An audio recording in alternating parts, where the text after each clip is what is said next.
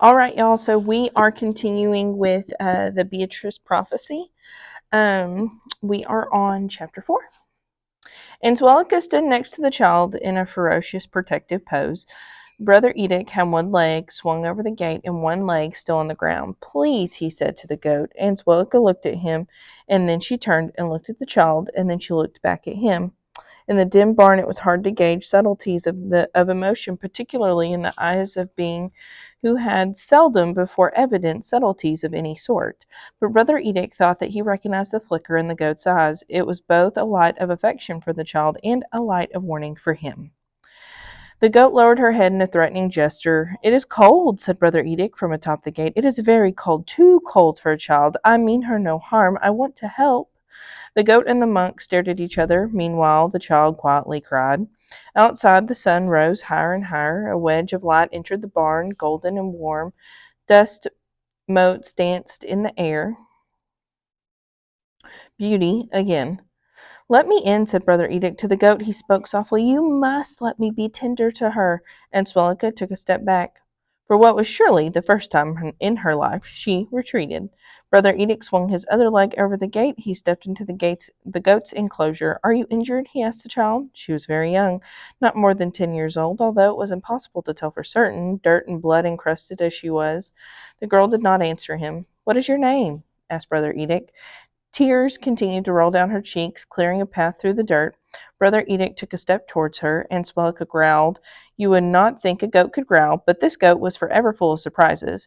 "Will you let me carry you?" Brother Edict asked. Again the child did not answer. Perhaps she could not speak. And Swellica glared at him. She lowered her head, she offered her ear, and the girl took hold of it. The goat stood quietly, head bowed. "I'm going to carry you," said Brother Edict, and then he announced his intentions to the goat. "I'm going to carry her." The goat let go of The child let go of Answellica's ear. Brother Edict bent and gathered her in his arms. Her skin was hot to the touch. She was burning with fever. She was very sick. Brother Edict said to the goat, who was staring at him. "The first thing we must attempt to do is bring down the fever, and we must wash her. We must remove the dirt and the blood. She has come from some war, I suppose. Do you not think so?"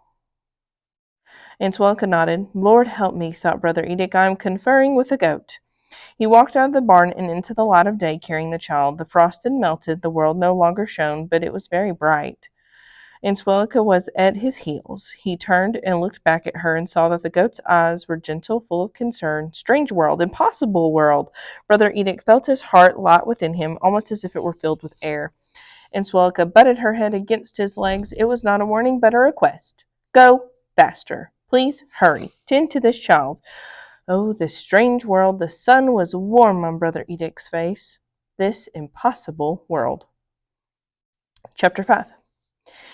She dreamed. The tutor held something in his hand, curled in his fist. "It is for Beatryce," he said. "What is it?" shouted the brothers. "Let us see, let us see." "Tap my hand," the tutor told her. She touched his fingers, and he uncurled them slowly to reveal a strange creature. "What is it?" she said. "A seahorse," he said. "A horse of the sea." "Does it live?" she asked. "It is dead," the tutor answered her. She took the seahorse from his hand. It was light, so light that it felt as if she were holding somebody else's dream cupped in her hand. She admired the seahorse's curled tail, considering his long nose. She turned him over and saw that he had only one eye. "Is he made so?" she asked, "with only one eye?" "No," said the tutor. "Some trauma happened, I suppose." "It's broken!" shouted Aspo. "I want to hold it," said Rowan. "In a moment," said Beatryce. Rowan jousted her arm, and the seahorse fell from her hand. This happened slowly, so slowly that it seemed as if the seahorse floated through the air. Twisting and turning, his one eye appeared and then disappeared, winking at her, and then there came a flash of light. A soldier burst into the hall. The seahorse never reached the ground. The dream ended before he could complete his fall, and then it began again. The tutor's closed fist, the tutor's long arms uncurling to reveal the creature, his voice saying, "A seahorse, a horse of the sea." And then came the word dead, and the lightness, the weightlessness of the seahorse in her hand, the creature falling and falling, and the soldier bursting in, and the dream repeated, and it never changed. The seahorse, it seemed, would never do anything but fall. Beatryce, caught in her fever, captured by her dream, turned from side to side, working to escape. She sat up and cried out, and somebody put a hand to her forehead. There was a snuffling sound. Warm breath. She reached out and found the comfort of a densely furred ear. I must hold on to this, she thought. There's nothing else to do but to hold on to this. And then she was asleep again, delivered back to the dream, delivered back to the tutor's slowly opening fist to the seahorse, falling, falling, falling. Chapter 6.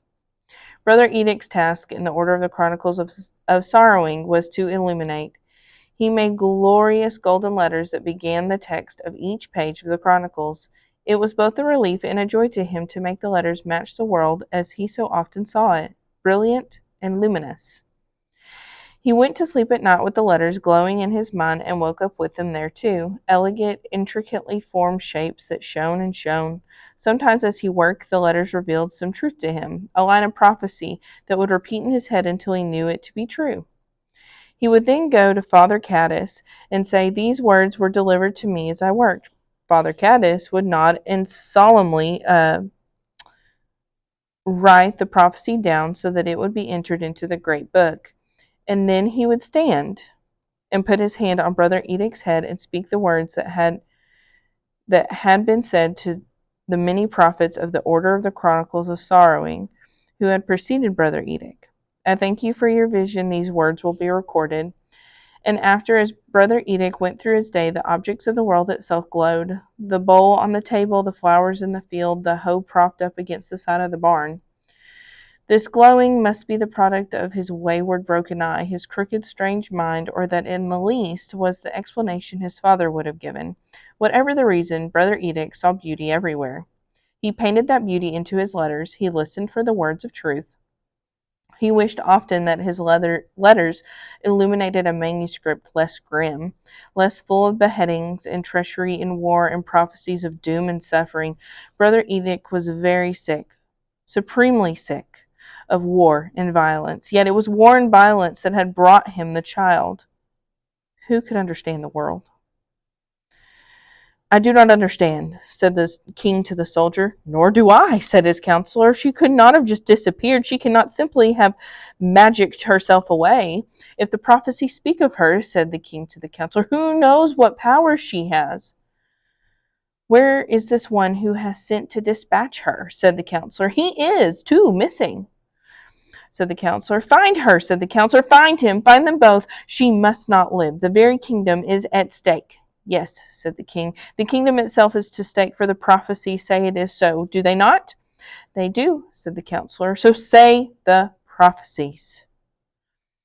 For a long time her fever burned so hot that Brother Edict did not know if she would live. He dribbled water in her mouth, and he bathed her in cooling herbs. He prayed over her, and the goat watched his every move, her eyes both suspicious and worried. The whole of the order watched him. It is the time of war, said Father Caddis. There are many in need, and we cannot hover over every refugee who wanders our way.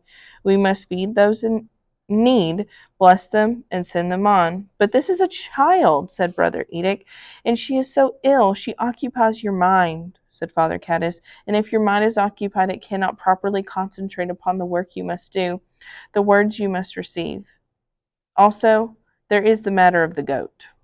Here, Brother Edict remained silent, for there is nothing to say. Anzuelka had installed himself in the monastery, in the sick room, at the head of the girl's pallet, and she would not be moved. Anyone who attempted to unseat her was attacked. The goat would bite, snarl, and snap, making every fine use of her terrible teeth, and then, having subdued her attacker and not having more often than not made him bleed, she would turn back and consider the child. The look on her face would miraculously transform from malevolence to adoration. It was terrifying to behold. When the girl was obviously distressed, when she cried out, Angelica tended to her. She put her head close and offered her ear, and the child took it and was calmed. I believe, said Brother Edict to Father Caddis, he cleared his throat, it is possible it could be that the beast has had a change of heart. If it is a change, It is an extremely limited one, said Father Caddes.